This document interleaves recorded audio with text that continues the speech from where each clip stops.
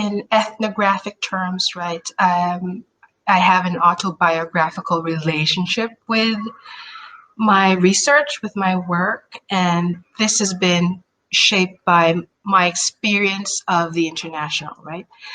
As a 15-year-old transiting through the United States on the way to visiting some family in Canada, as a 20-year-old on an exchange, right? My first time in Europe, specifically in Spain, right? I was sitting in a park with a friend, and an elderly gentleman approached me, like a Spanish gentleman approached me and started like, it was clear that he was drunk, and he started speaking to me, and in a way that made me very uncomfortable. I was a 20-year-old kid, right? And he said something like, my friend would translate for me afterwards because I didn't understand what he was saying. He said something like, "Oh, I know that you're a servidora," which is a Spanish word for a maid. And don't you want to get to know me better, right? So as a kid, you're like, I had thoughts about myself, right? I thought about myself as a certain kind of person, right?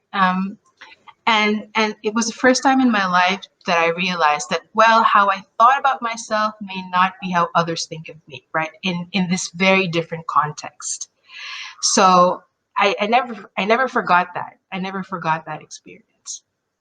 So I don't know if that answers your question. Like, I was traveling with my family, with my mom, my grandmother, my godmother, and my brother.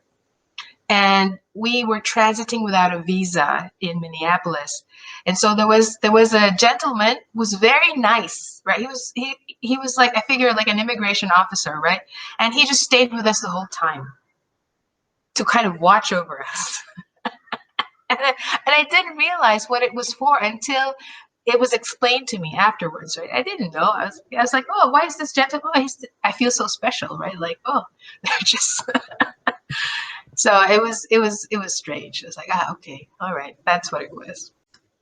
Well, IR scholars are trained to be very super specialized, like where we specialize in very distinct things, like a specific phenomenon, a specific country, or a specific kind of process. And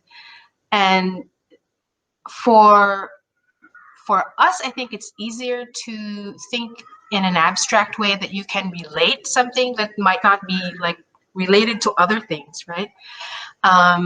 So for the casual observer or a student, for example, oh, well, the research is about domestic work, so I'm not really interested in that, right? That's not something that I know about. But if you read works about this, then you'll learn about other things, right? You'll learn about like the staple concepts of IR, power, right? Governance,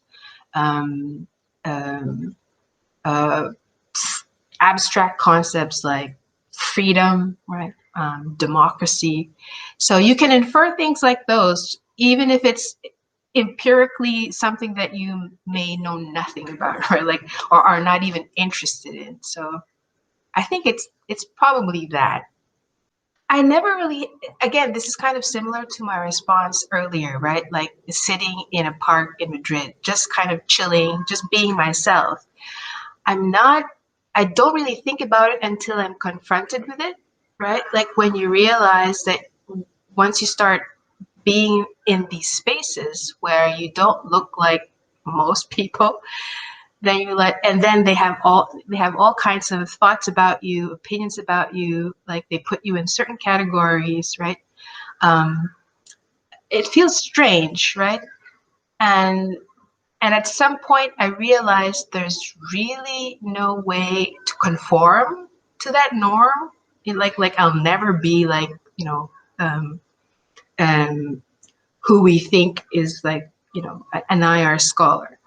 And our images of what that person looks like or behaves or thinks about or researches on. So I just embrace that and kind of take responsibility for it, right? Of what I can contribute to this discipline, given my life experiences and my history and things like that. But that took a while. That was a long-term process. So, and it wasn't easy. It still isn't easy. So